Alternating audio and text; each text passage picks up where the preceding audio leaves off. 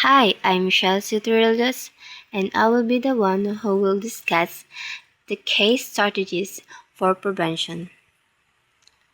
Number 1. Access to quality care. Prenatal and postnatal care is crucial for the health of both mother and child. Early prenatal visits help monitor the baby's development and identify potential complications. Timely medical attention during pregnancy, childbirth, and the postbirth period can prevent complications and save lives. Ensuring skilled birth attendants and emergency obstetric care are available is essential. The WHO recommends at least 8 contacts with antenatal health care provides to reduce prenatal complications and improve the experience of care. Number 2. Nutrition. Proper nutrition is the foundation of a healthy start. Breastfeeding provides essential nutrients and antibodies to newborns, improving maternal and child health outcomes. Nutritious food and supplements are essential for mother's overall well-being and development. Counseling about healthy eating and physical activity during pregnancy is also recommended. Number 3. Immunization.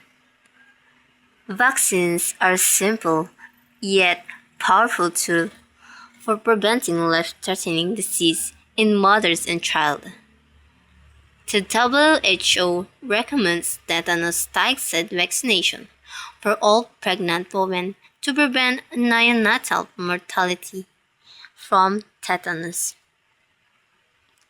Routine childhood immunizations have significant health and economic benefits, preventing millions of cases of illness, hospitalizations, and deaths. Number 4. Mental health support.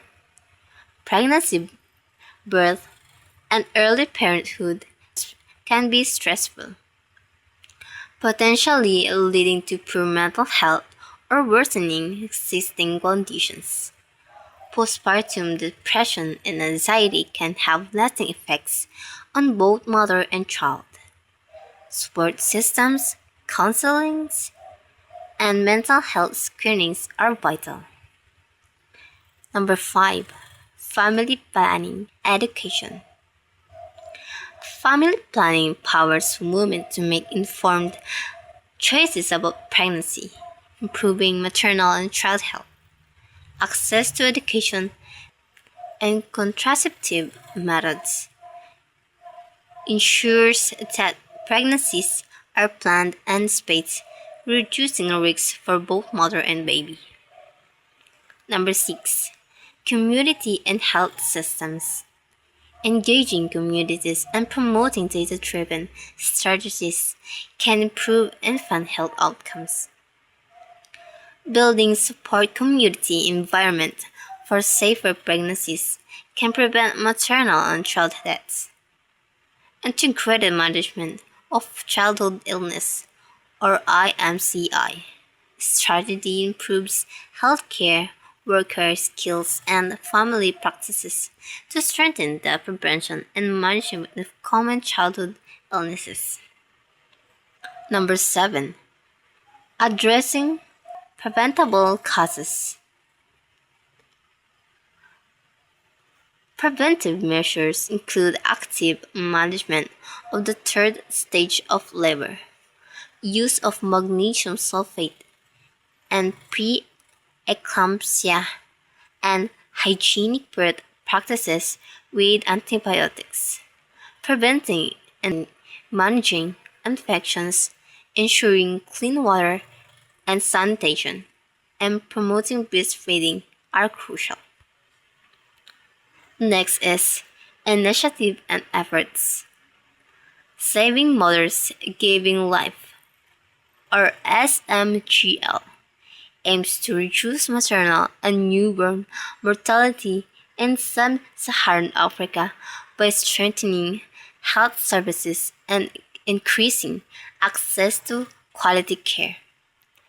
The White House blueprint for addressing the maternal health crisis aims to improve maternal care and reduce maternal mortality rates in the USA. The Improve Initiative NIH initiative to reduce preventable maternal mortality, improve women's health, and promote health equity in the U.S. UNICEF works to reduce inequities in care, strengthen health system, and incorporate resilience, the risk-informed planning to improve newborn health. By focusing on these case strategies and supporting global and national initiatives, significant progress can be made in preventing maternal and child mortality and ensuring healthier future for families worldwide. And the last, prevention of child and maternal mortality. Maternal and child mortality are major global health issues, especially in low and middle income countries. Most maternal deaths are preventable with access of quality health care during pregnancy, childbirth, and the postnatal period. And that's all for my discussions. Thank you for listening. So now the topic I discuss is about physical development during the prenatal development.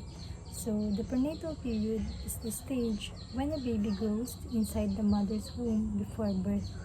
It is where the baby's body, organs, and systems begin to develop and prepare for life outside the womb. So, ibig sabihin, ang prenatal period ay yung stage na kung saan nagde-develop at lumalaki ang baby sa loob ng womb ng mother. So, dito na rin nagsisimulang mabuo ang body parts ng baby like the heart, lungs, and the brain ng baby at iba pang systems ng katawan ng baby.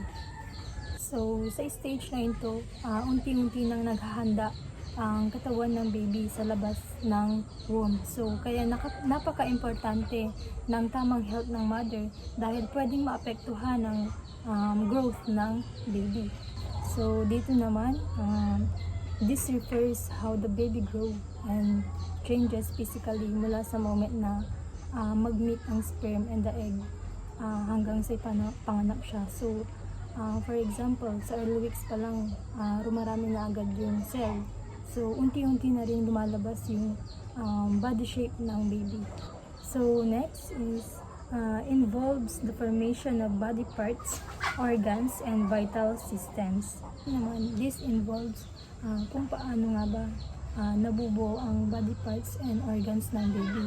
So, for example, nagsisimula na mag-form ang heart ng baby around 3 to 4 weeks. So, kasunod na rin dito ang lungs and brain ng baby.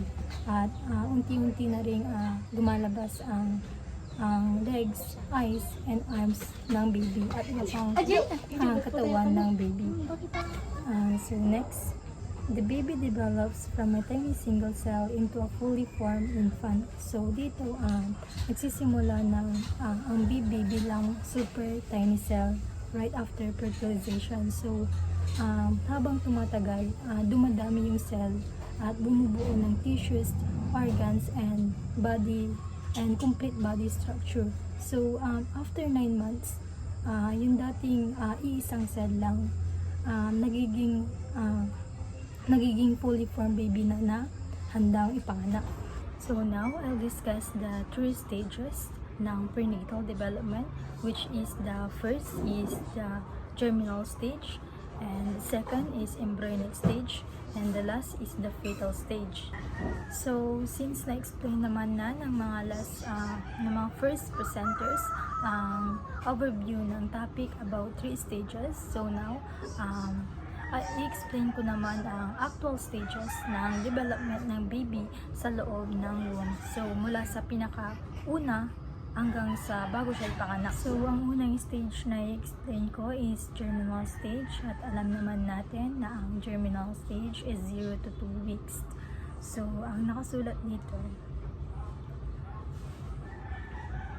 starts right after fertilization when the zygote is formed. So, kapag sinabi natin fertilization, ito yung kapag nag-meet ang sperm and egg. So, kapag nag-meet ang sperm and the egg, doon na magsisimula mabuo ang tinatawag na zygote. So, pagkatapos mag-meet ng sperm and the egg, doon na nagsisimula ang germinal stage. So, next is implantation happens when it attaches to the uterine wall. So, kapag sinabi natin implantation, ito yung pagdikit or pagkapit ng zygote sa pader ng uterus. So, ito ang importante kasi dito magsisimulang maging stable pagbubuntis. Take note, magkakaroon ng implantation kapag kumapit ang zygote sa lining ng uterus. So, next is the placenta and umbilical cord start to form, allowing the baby to get nutrients and oxygen. So, sa stage na ito, nagsisimula na mabuo ang placenta and umbilical cord ng baby. So, ito yung kumbaga nagsisilbing lifeline ng baby. Dito siya kumukuha ng nutrients and the oxygen.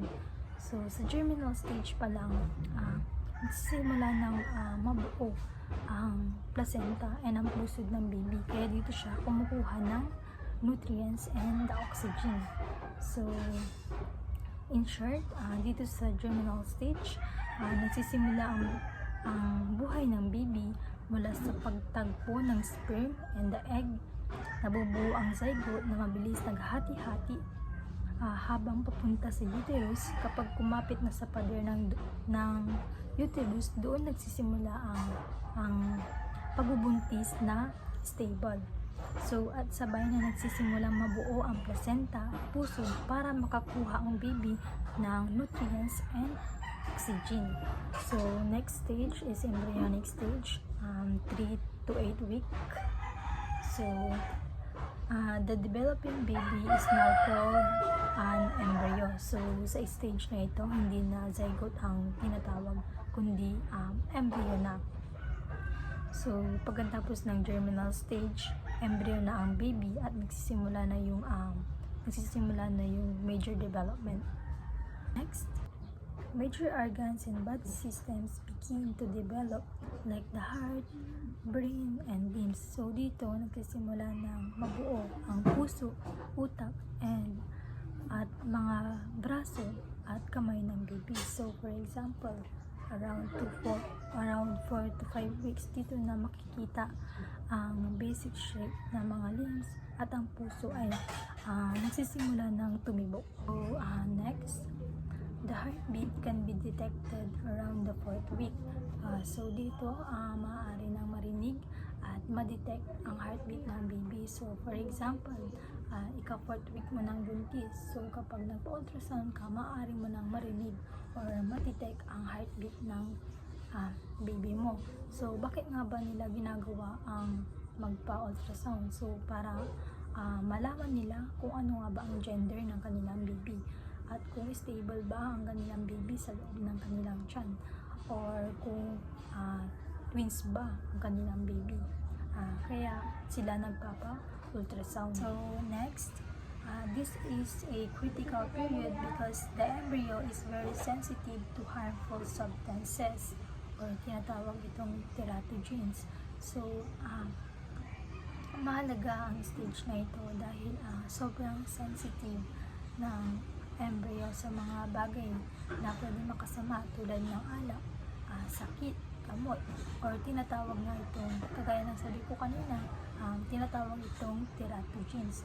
So, for example, kung yung mother is buntis siya, uminom siya ng alak, so pwedeng maapektuhan ang development ng baby. So, bakit nga ba maapektuhan?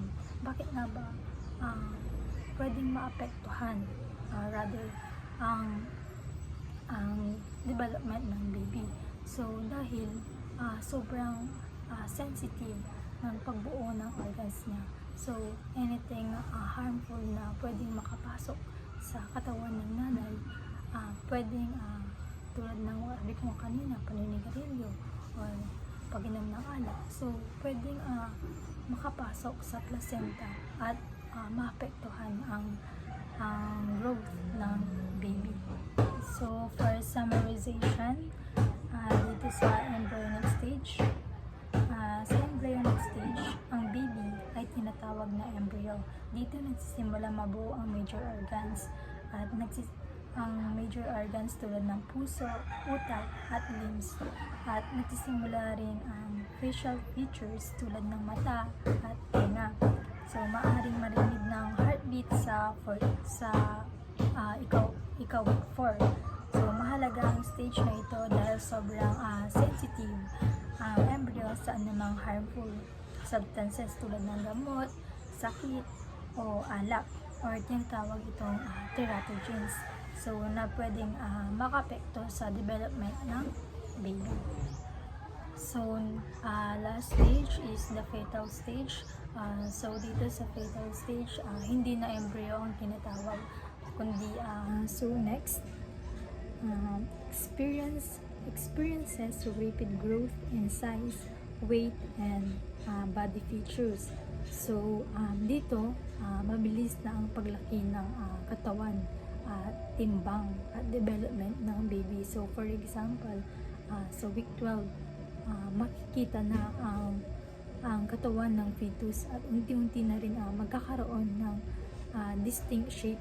So, next, the baby moves, kicks, and stretches as muscles strengthen. So, dito, magsisimula ng gumalaw or manipa at mag-stretch ang fetus habang lumalakas ang muscles. So, for example, sa second trimester, mararamdaman na ng nanay ang paggalaw or kick or paggalaw ng fetus. So, next, facial features becomes more detailed.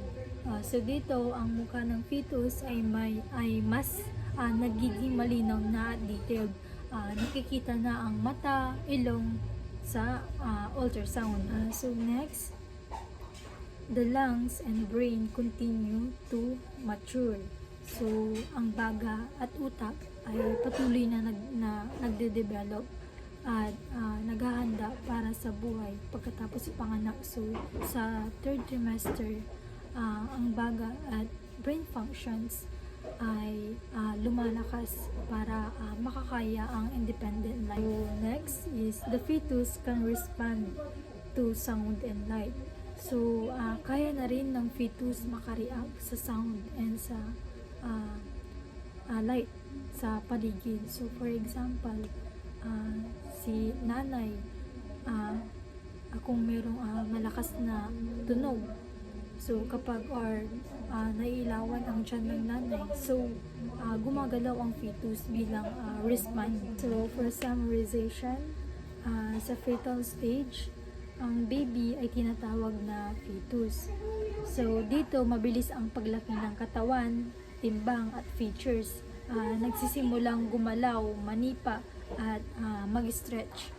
So at nagiging mas detailed ang muka. Patuloy na nag-develop ang baga at utak at kaya na rin ng fetus makareact sa light or sa tunog. Ito ang stage na naghahanda ang baby para sa labas ng sinapupunan.